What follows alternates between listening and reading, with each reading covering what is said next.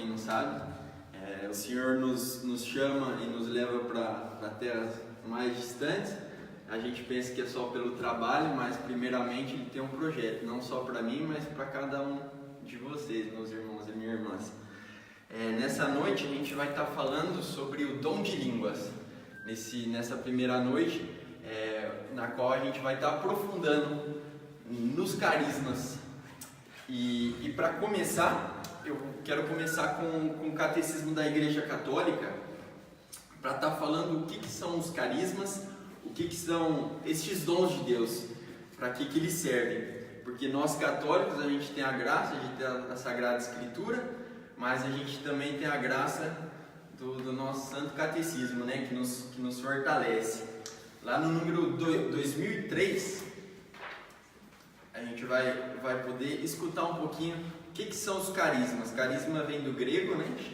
Charisma, carisma, esse papo eu não sei pronunciar em grego. Mas vamos lá. Aqui o número 2003. A graça é, antes de tudo e principalmente, o dom do Espírito, que nos justifica e nos santifica. Mas a graça compreende igualmente os dons que o Espírito nos concede, para nos associar à sua obra, para nos tornar capazes de colaborar com a salvação dos outros e com o crescimento do corpo de Cristo, a Igreja. São as graças sacramentais dos próprios dons dos diferentes sacramentos. São, além disso, as graças especiais, chamadas também carismas, segundo a palavra grega empregada por São Paulo e que significa favor, dom gratuito, benefício. Seja qual for seu caráter, às vezes extraordinário, como o dom dos milagres ou das línguas, os carismas se ordenam à graça santificante e têm como meta o bem comum da Igreja. Acham-se a serviço da caridade que edifica a Igreja. Esse é o nosso catecismo que vem nos dizer de maneira concreta, sólida, né? Que os carismas são um dom de Deus. Tudo aquilo que a gente recebe de Deus é para estar ao serviço. Tudo aquilo que a gente recebe de Deus, a gente não se torna proprietário. Com Deus não funciona dessa maneira. Deus, ele não precisa da gente, mas Ele quer precisar da gente para que Ele possa se comunicar com os nossos irmãos e irmãs. E somos nós que precisamos de Deus. E os dons são sempre para estar a serviço. O fundador da minha comunidade exalta e fala com bastante firmeza a importância de todo carisma como instrumento de missão. Porque é importante, a gente pode rezar em línguas para se fortalecer, a gente vai estar falando sobre isso logo em seguida, mas o que é prioritário, o que é essencial é que os carismas estejam em função da missão, que quer dizer do anúncio da palavra de Deus, da confirmação através de sinais e prodígios, e é isso, o carisma serve para estar ao serviço, e ele não nos pertence nunca. Para que a gente possa conhecer um pouquinho mais dos carismas, eu vou convidar vocês para estar abrindo 1 Coríntios capítulo 12, para a gente ter uma noção de quais são esses carismas. Hoje eu peguei a tradução da Ave Maria aqui, vai ficar mais fácil a gente se entender. 1 Coríntios capítulo 12.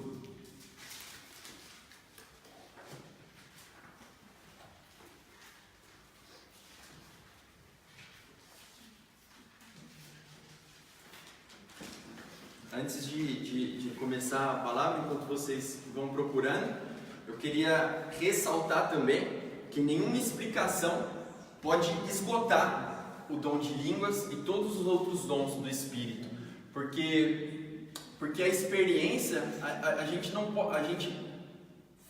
utiliza da razão, da inteligência para explicar da melhor maneira, para que as pessoas que não têm o conhecimento possam compreender e ter uma maior facilidade de entrar na vivência dos carismas, mas ela não substitui. Toda explicação nunca vai esgotar. A patrística da igreja, um dos padres da igreja dos primeiros séculos dizia que os dons de Deus são infinitos.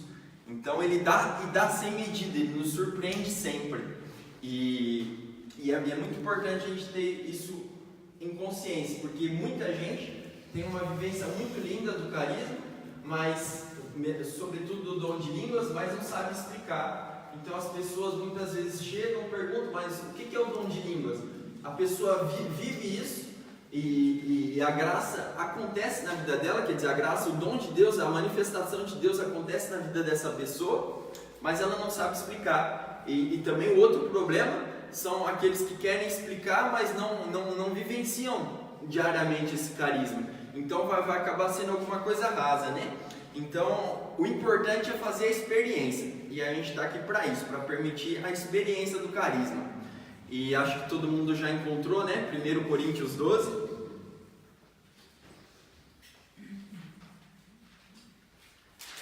A respeito dos dons espirituais, irmãos, não quero que vivais na ignorância. Sabeis que,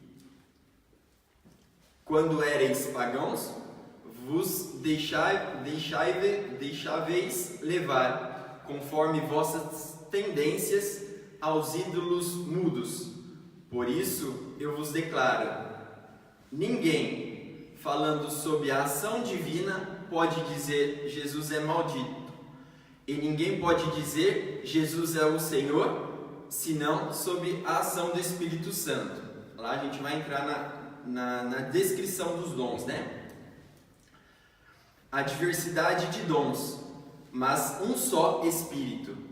Os ministérios são diversos, mas um só é o Senhor. Há também diversas operações, mas é o mesmo Deus que opera tudo em todos. A cada um é dada a manifestação do Espírito para proveito comum.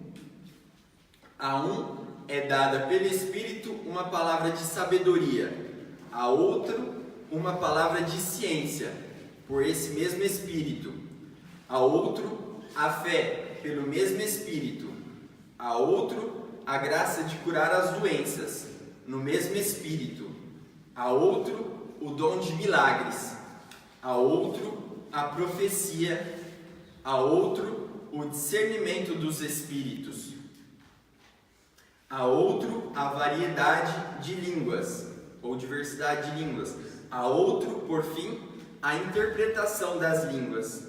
Mas um e o mesmo Espírito distribui todos esses dons, repartindo cada um como lhe apraz. Palavra do Senhor. Graças a Deus. Aqui é importante ressaltar, na renovação, eu tive a oportunidade de fazer uma formação, que os carismas são divididos em 3 grupos. Hoje a gente vai estar entrando no grupo da fala, dos carismas que se dão através da voz, a oração em línguas, a interpretação de línguas e a profecia fazem parte desse grupo, né?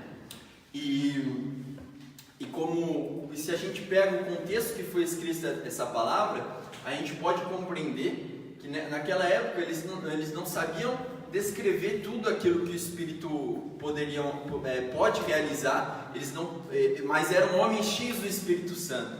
A gente pode descrever o quanto for, mas o que é importante é viver cheio do Espírito Santo.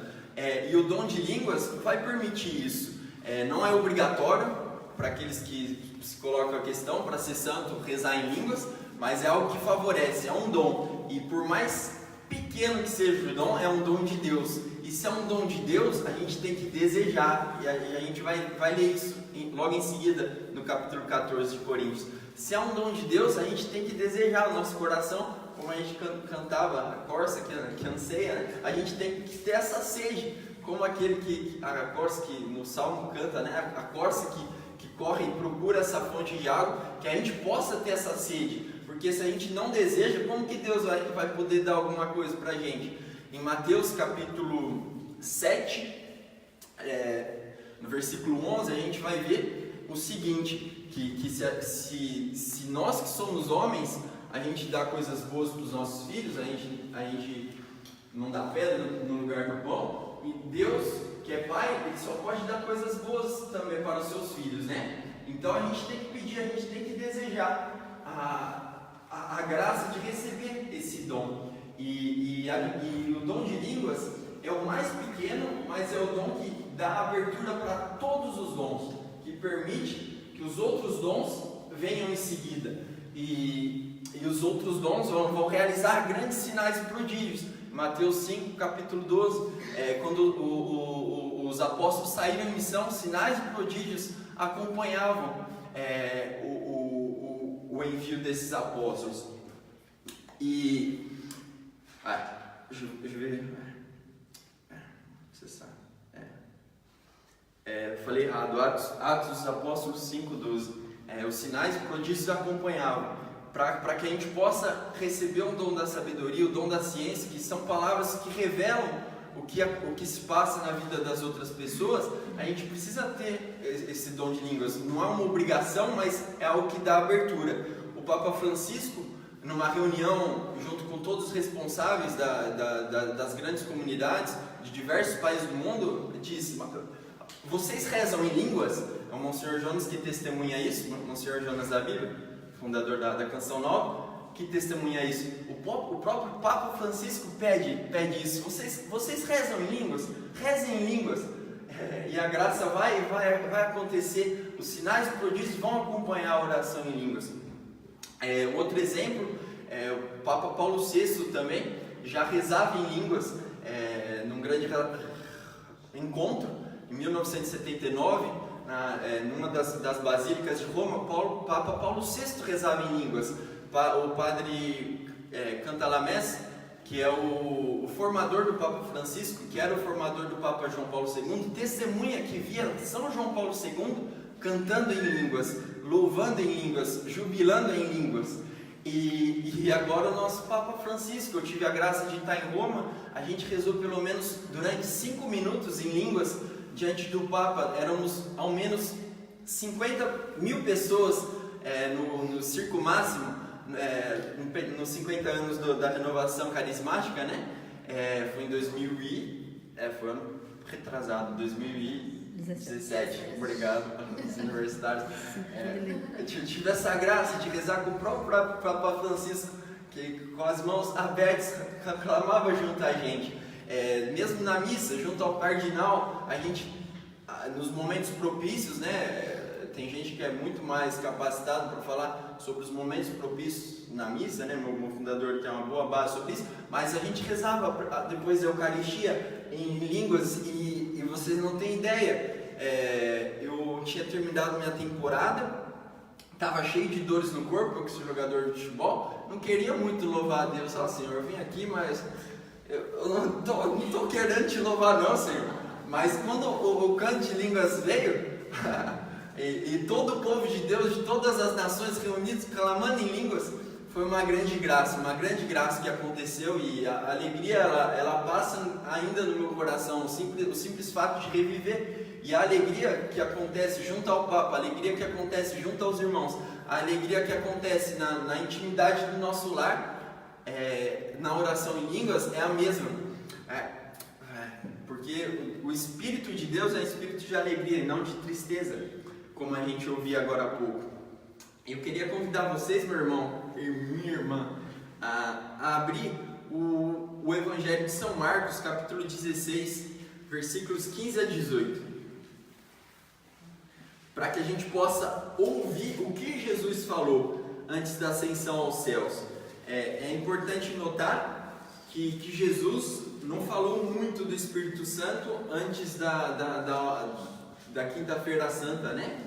Nos capítulos 13, 14, 15 e 16 de São João, a gente vai começar a ouvir Jesus falar do Espírito Santo.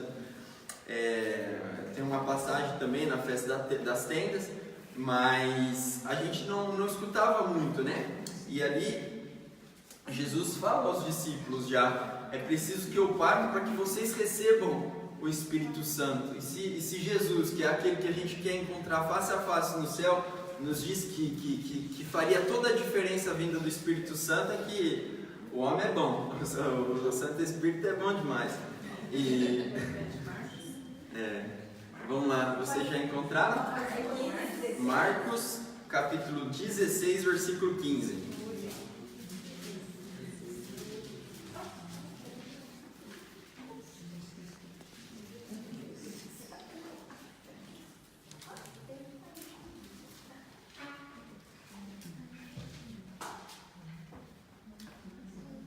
Amém ou misericórdia? Amém. Bora lá então. E disse-lhes: ide por todo o mundo e pregai o evangelho a toda criatura. Quem crer e for batizado será salvo, mas quem não crer será condenado. Estes milagres acompanharão os que crerem. Expulsarão os demônios em meu nome, falarão novas línguas, manusearão serpentes, e se beberem algum veneno mortal, não lhes fará mal. Imporão as mãos aos enfermos e eles ficarão curados. Palavra da salvação. Glória a vós, Senhor. Meu irmão e minha irmã, aqui a gente pode ligar a passagem de Atos dos Apóstolos, capítulo 1, versículo 8. Vocês receberão uma força, a força do Espírito Santo, e com essa força vocês irão anunciar na Judéia, na Samaria, em Jerusalém, na Judéia, na Samaria e até os confins da terra, proclamar que Jesus é o Senhor. Então, os sinais que vão acompanhar o anúncio da palavra são falar novas línguas, são os milagres, os sinais e prodígios. A gente tem, e é uma grande graça, E se Jesus prometeu, ele não é homem para não cumprir com as suas promessas. E se ele nos promete, falarão novas línguas, todos aqueles que assumirem o meu chamado, todos aqueles, muitos são chamados, todos aqueles que acolhem o chamado de Deus, podem receber essa graça se eles acolherem o chamado, né? Jesus não nos obriga a nada, meu irmão e minha irmã. E sempre voltado para a missão, É uma grande graça de Deus. Agora eu vou convidar vocês, a gente vai poder visualizar como que esse Espírito Santo agiu na vida dos apóstolos, nos Atos dos Apóstolos. Vocês já podem abrir no capítulo 2, a gente vai ouvir a passagem de Pentecostes, mas em seguida três citações dos Atos dos Apóstolos que falam dessa ação do Espírito Santo, que falam da oração em línguas, que falam da graça que corre através do Santo Espírito, através da oração em línguas. O Papa Francisco fala que o Espírito Santo, que é a renovação, que é a oração no Espírito, é a corrente de graça, né? A gente tem que entrar nessa corrente, nesse rio. E vamos lá, Atos dos Apóstolos, capítulo 2, versículo 1.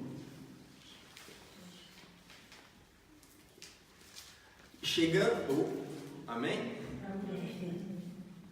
Chegando o dia de Pentecostes, estavam todos reunidos no mesmo lugar. De repente, veio do céu um ruído, como se soprasse um vento impetuoso, e encheu toda a casa onde estavam sentados. Apareceu-lhes então uma espécie de línguas de fogo, que se repartiram e pousaram sobre cada um deles.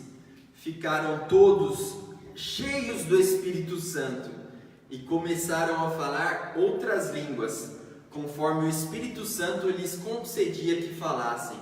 Achavam-se então em Jerusalém judeus piedosos de todas as nações que há debaixo do céu. Ouvindo aquele ruído, reuniu-se muita gente e maravilhava-se de que cada um os ouvia falar na sua própria língua. A palavra do Senhor. Graças a Deus. Eu imagino, relendo essa passagem, a forma que eles colocaram, apareceu-lhe então uma espécie de línguas de fogo que se repartiram e pousaram sobre cada um deles. eu acho que foram as palavras que eles conseguiram utilizar para expressar aquele movimento interior, aquele movimento que se deu através da oração, porque eles falam, né, que os discípulos estavam reunidos em oração, eles oravam, porque eles esperavam a promessa, eles ainda não tinham recebido esse Espírito Santo. E quando eu releio essa passagem, apareceu-lhes então uma espécie de línguas de fogo. Ela apareceu caindo do céu, como a gente vê muitas vezes nas imagens. A minha visão dessa passagem as línguas de fogo que vêm do interior, o Espírito Santo que vem do interior, que dá essa graça de falar novas línguas. E aqui os teólogos têm duas interpretações dessa passagem, né? Eles passaram a falar novas línguas. E a oração em línguas, ela é definida de duas formas. Ela é chamada de glossolalia, quando é uma oração em línguas, quando é um canto em línguas, quando é uma fala em línguas. Aliás, existem essas três modalidades. E a glossolalia, glossô são línguas, isso. E lalia, falar, glossô, línguas. E lalia, falar. E a outra denominação em grego é xenoglossia. Xeno são estrangeiro, estrangeira. E desculpa, gente. Xenoglossia, estrangeira língua, língua estrangeira. Aqui nesse caso do Pentecostes, eles falavam a língua dos diversos povos de toda a região, de todo o Oriente Médio.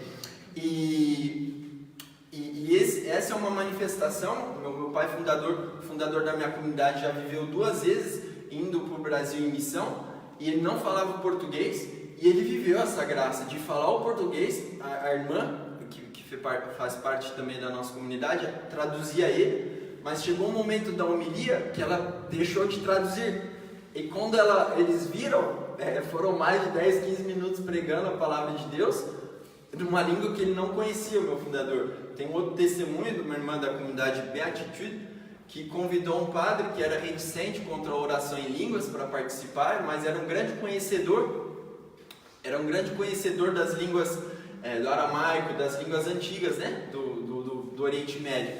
E nesse momento ela rezou no aramaico antigo, e ele tinha uma questão teológica que foi respondida através dessa oração, que é a xenoglossia.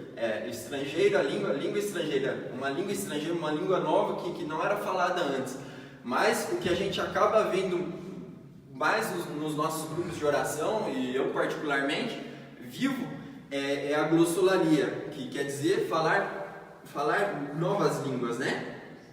E para que a gente possa compreender um pouquinho mais, eu gostaria de dar o meu testemunho. Eu, quando tinha uns 10 anos de idade, foi a primeira vez que eu vi um canto em línguas. Um grupo de oração lá na minha terra rezava bonito, nossa senhora. Eu perguntei, mas mãe, o que é essa oração aí que eu não estou entendendo nada?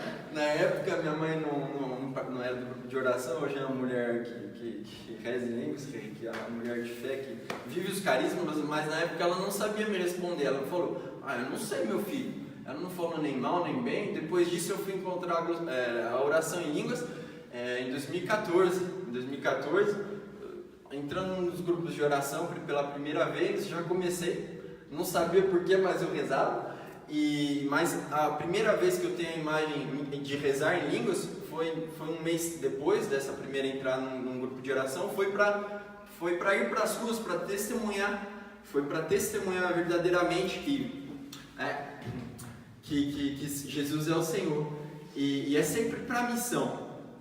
E eu acho que é importante a gente falar do aspecto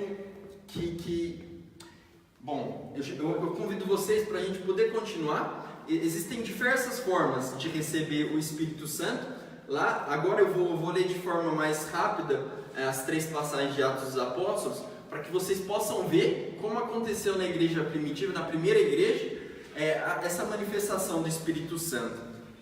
Atos dos Apóstolos, capítulo 8, versículos 15 a 18, a gente vai ver a primeira manifestação da oração, do batismo no Espírito Santo. Atos dos Apóstolos 8, do 15 ao 18. Estes, assim que chegaram, fizeram oração pelos novos fiéis, a fim, na verdade, os apóstolos ouviram falar que na Samaria eles tinham aceitado Jesus, então os apóstolos decidiram de enviar Pedro e João, e nesse momento eles chegaram. Então eu vou chegar nessa parte do texto para que vocês possam compreender.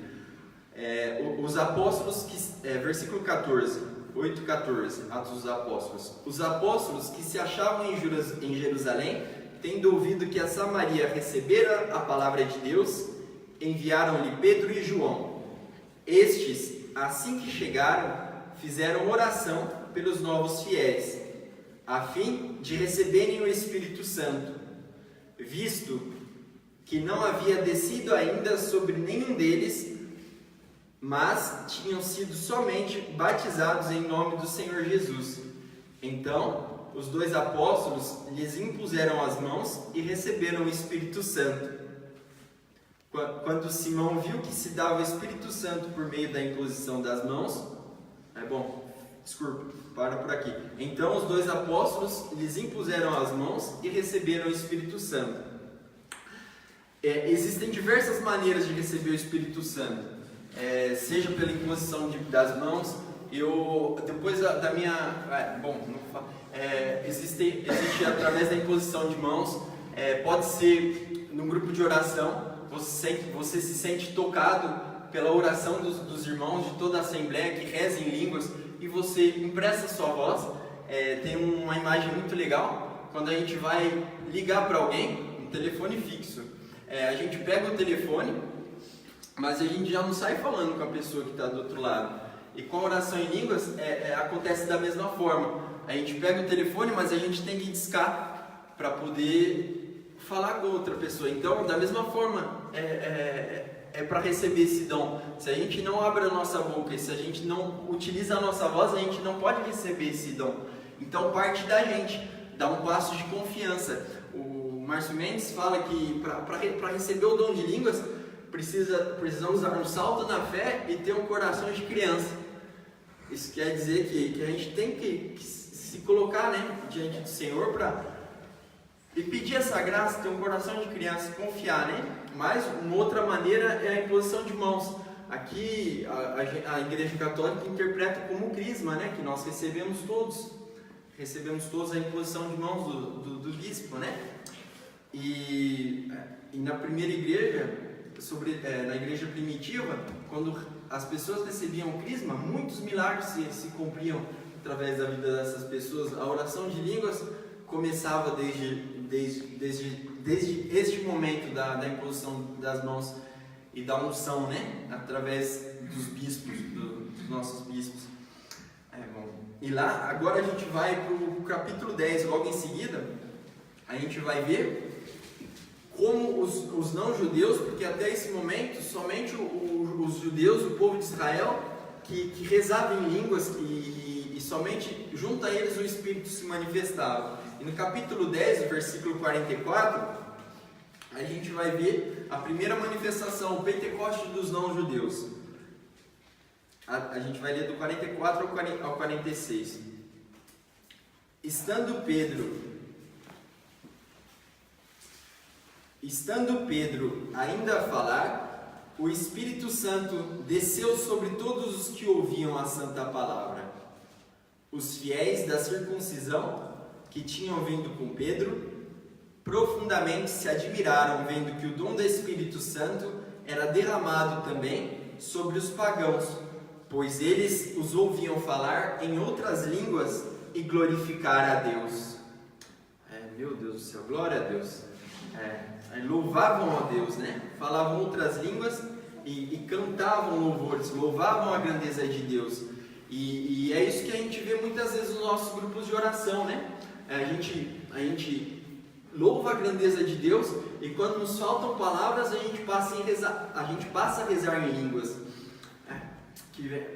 A gente vai compreender isso em seguida lendo o livro de Romanos. Mas já vamos passar direto para o versículo 19 de Atos dos Apóstolos ainda, quando a gente vê a manifestação da oração em línguas através de São Paulo, capítulo 19, versículo 2.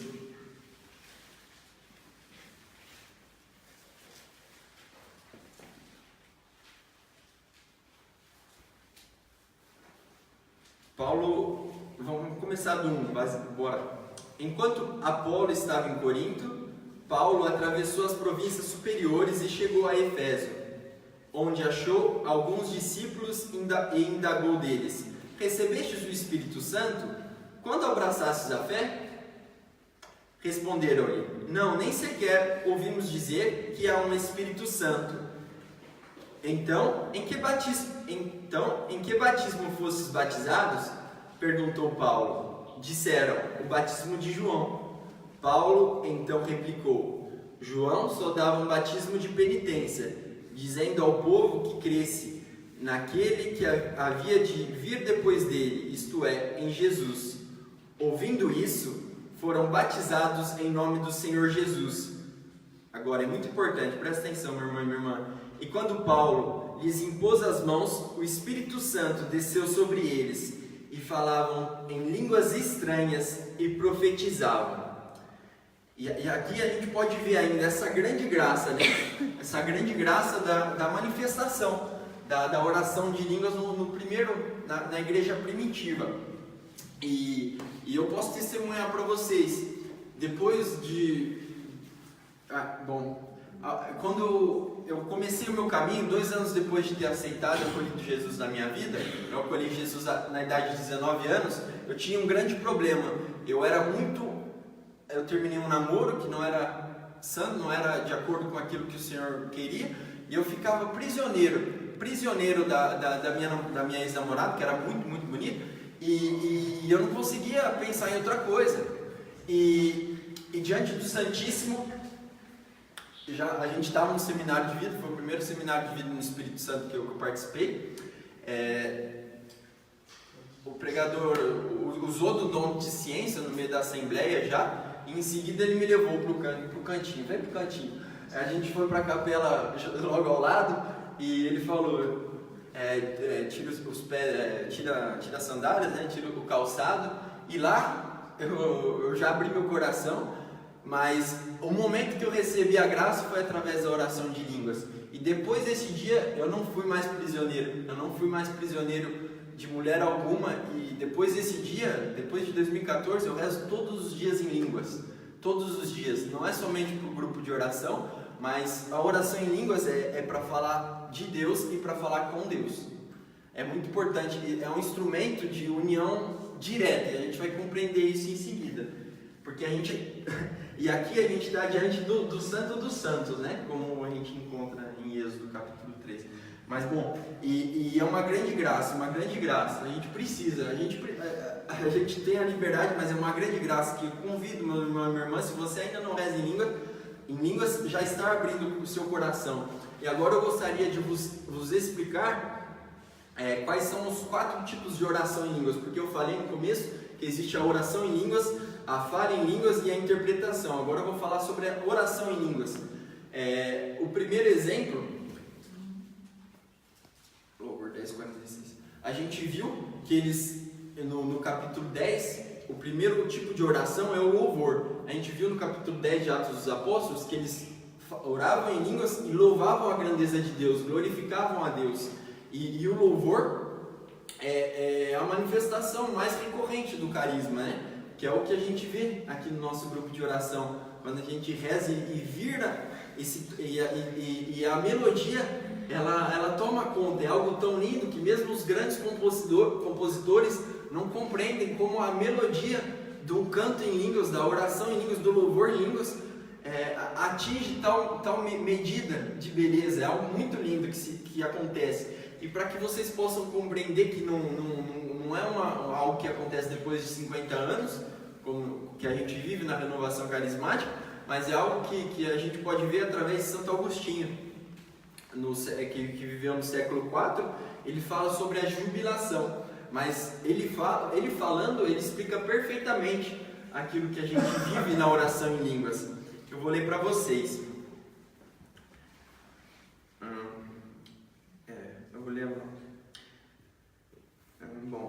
ele fala, eu vou resumir o comecinho para não ser tão longo, ele fala que se você vai cantar para alguém, a nossa irmã é a grande cantora, se você vai cantar para um músico, você não vai cantar de qualquer forma. Se você vai cantar diante de alguém que conhece a música, você vai cantar da melhor maneira. E se você não sabe cantar, você vai fechar a boca. É mais ou menos isso que Santo Agostinho fala. Eu sou o primeiro exemplo, não sei cantar, eu fecho nem a boquinha. Mas na oração em línguas, eu tenho a permissão, porque sabe um pouco mais mentir.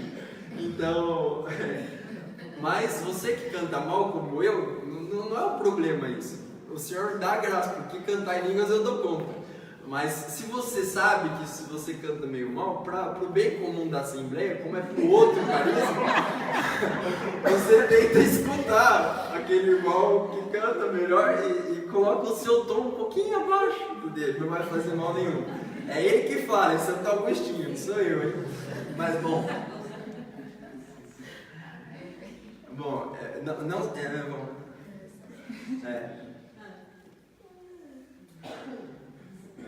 Bom, vamos lá. Não sabendo que és ignorante, ele te repreenderá, ele fala do cantor. Quem se oferecerá para cantar bem a Deus?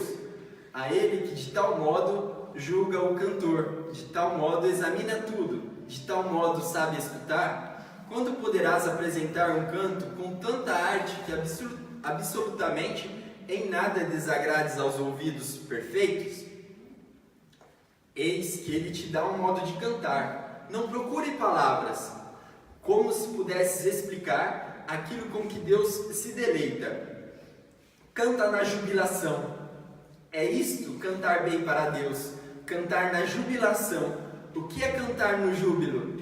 Escuta, não se pode expressar por palavras aquilo que se canta no coração. De fato, aqueles que cantam, seja na ceifa, seja na vinha, seja em qualquer outro trabalho cheio de ardor, começam com palavras de cantigas a exultar com alegria. Depois, a alegria é tanta que já não podem dizê-la. Então, abandonam as sílabas das palavras e deixam-se levar pelo som do júbilo. Júbilo é um som a significar que do coração brota algo impossível de se expressar. E quem merece esta jubilação, a não ser o Deus inefável? É inefável o que não podes falar. E se não o podes falar e não deves calar-te, o que te resta se não jubilar? Alegre-se o coração sem palavras e a imensidão das alegrias. Não conheça o limite das sílabas. Cantai para ele com arte e com júbilo. Então, esse grande santo doutor da igreja nos dá essa ordem, né? Cantai para ele com alegria e com júbilo. Outra forma de oração é a intercessão. A gente vai entender, eu vou ler em seguida Romanos 8, 26 para vocês. E a gente pode encontrar também, eu tinha anotado mais, Efésios 6, 19, eu não sei se é o 19 ou 18, mas Efésios 6, 19 e 18 a gente vai encontrar também, né? Que São Paulo pede a intercessão, Efésios 6, 18, São Paulo vai pedir, suplicar, interceder pelos santos, orar constantemente no Espírito, e esse é o poder da intercessão. Tem grupos, eu já ouvi falar de grupos que durante 5 minutos, 10 minutos rezam por uma intenção somente em línguas e passam o grupo todo intercedendo dessa maneira. A terceira forma é de súplica, que a gente encontra também, né, nesse mesmo versículo, né, suplicar, interceder por todos os santos. Outra forma de oração em línguas. Isso. São essas 3 formas. E o júbilo, né, que a gente acabou de ler também, correspondente a Santo Agostinho, né? Que nos leva a exaltar. Ontem eu recebi alta do médico, comecei a louvar a Deus, faltou palavras, é em línguas que a gente louva, né? Eu que sou jogador, passei cirurgia, há 3 meses e voltei a jogar hoje, a treinar com os outros, né? Bater forte na bola e tudo mais. Então a gente louva, é jubilação, uma alegria imensa, né? Que as palavras não podem abranger tudo, né? E antes de entrar no capítulo 8 de Romanos, eu queria só dar uma palavrinha sobre a fé, sobre a importância, né? A importância. Em Marcos, capítulo 9, versículo 23, a gente escuta Jesus falar que tudo é possível àquele que crê. Então, se você que achou que podia ser absurdo um dia você estar rezando em línguas, se você acredita e se você pede, como eu falava no começo, o Senhor dá a graça, né? Eu acho que o tempo, não sei se vai, acho que não vai dar, mas a gente pode estar checando depois no catecismo, se vocês quiserem anotar, a importância de não cair na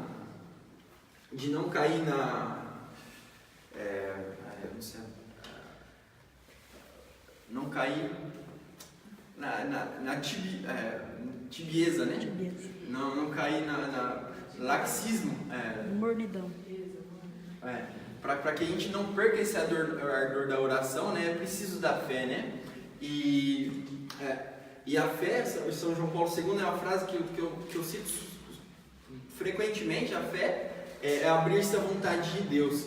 E se a gente quer ter essa comunhão com Deus, algo que nos ajuda muito é a oração em línguas, né? Porque a gente via o povo louvava a grandeza de Deus e rezava em línguas, né? Isso nos permite de entrar em comunhão com Deus. Bom, eu vou ler só uma partezinha do catecismo porque é uma grande graça. É uma grande graça. O número 2732. Isso.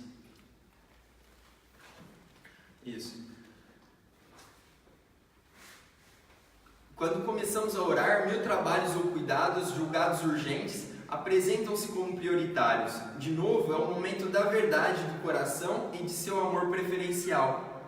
Com efeito, voltamos-nos para o Senhor como último recurso. Mas, de fato, acreditamos nisso? Às vezes, tomamos o Senhor como aliado, mas o coração ainda está na presunção. Em todos os casos, nossa falta de fé revela que não estamos ainda na disposição do coração humilde. Sem mim, nada podeis fazer. A gente precisa do Senhor, né? E se a gente vem aqui no grupo de oração, é para louvar a Deus, mas é também para que Ele revele aquilo que deve ser mudado na nossa vida. E a oração em línguas permite isso, né? Se a gente pega Romanos 12:12, a gente vai ver a orientação de São Paulo. Sejam alegres na esperança, firmes na tribulação e perseverantes na oração. Ele fala diversas vezes, né? Orai sem cessar. E eu no começo, que eu não sabia rezar em línguas, eu escutava essas palavras, mas como que eu posso orar sem cessar? E o melhor instrumento para isso é a oração em línguas. Chega uma hora que a gente ou está cansado, ou não tem mais palavras lógicas para dizer a Deus, e a oração em línguas vai permitir isso. E algo que a gente escuta aqui também é a humildade, né? Sem Deus, nada nós podemos fazer. Aqui não vai se tratar de forçar algum de vocês a começar não é nada disso. Sem Deus a gente não pode fazer nada, né? E por isso eu convido vocês a deixar o orgulho de lado, a buscar a humildade. Ele tinha um evangélico que se converteu ao catolicismo, um americano, amigo de um amigo meu, que falou para o meu amigo, esse meu amigo ainda não rezava em línguas, ele falava, mas por que o senhor reza em línguas? Ele tinha essa dúvida, né? Ele tinha esse questionamento, mas por que rezar em línguas? Esse católico convertido disse, eu rezo em línguas porque é a oração que o diabo não compreende.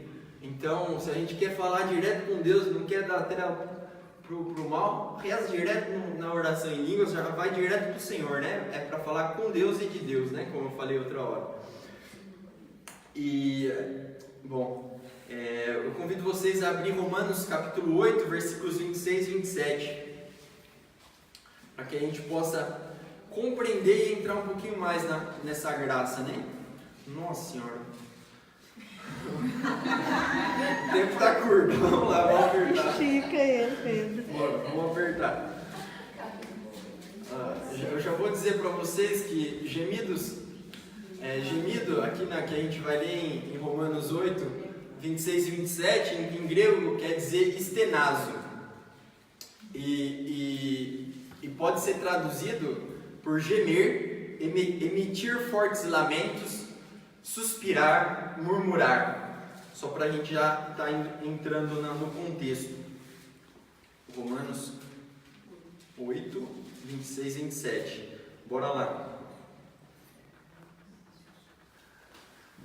Outro sim, o Espírito vem em auxílio à nossa fraqueza, porque não sabemos o que devemos pedir, nem orar como convém, mas o Espírito mesmo intercede por nós com gemidos inefáveis.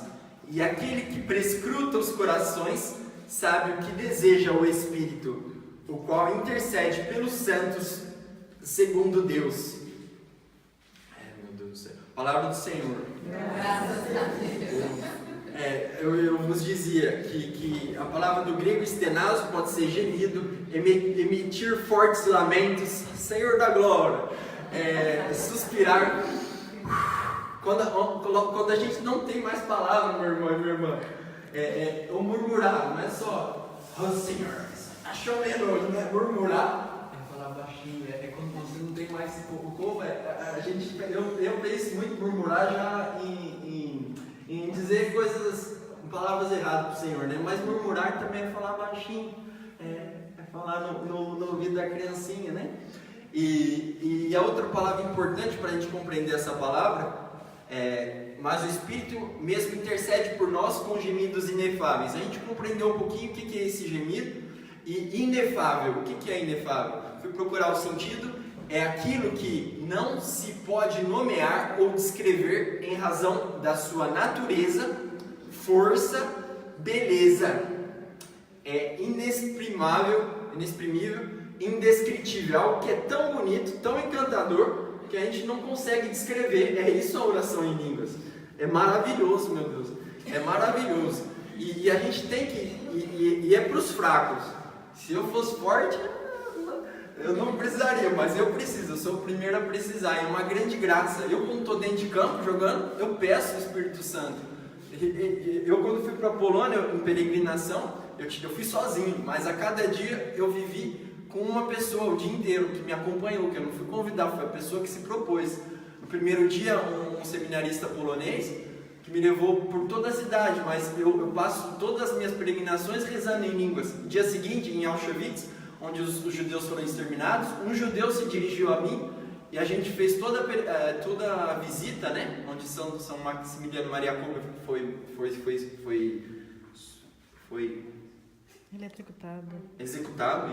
executado. A gente fez toda a visita junto, depois fomos para a sinagoga, depois ele me chamou para conversar, eu testemunhei para ele, e é o Espírito Santo que vai dando essa força, e é uma força que vem de Deus, e a força de Deus é imensa, é algo maravilhoso, ele vem em socorro da nossa fraqueza, ele nos permite de ir mais longe, e é maravilhoso as oportunidades que ele proporciona, e ele não cessa de nos surpreender. E para que a gente possa completar, a gente vai lá para 1 Coríntios capítulo 14, para que a gente possa compreender quais foram as instruções dadas por São Paulo à comunidade de Corinto. Como eu dizia no começo, eles tinham uma experiência, viviam muito forte os carismas naquela comunidade, e aqui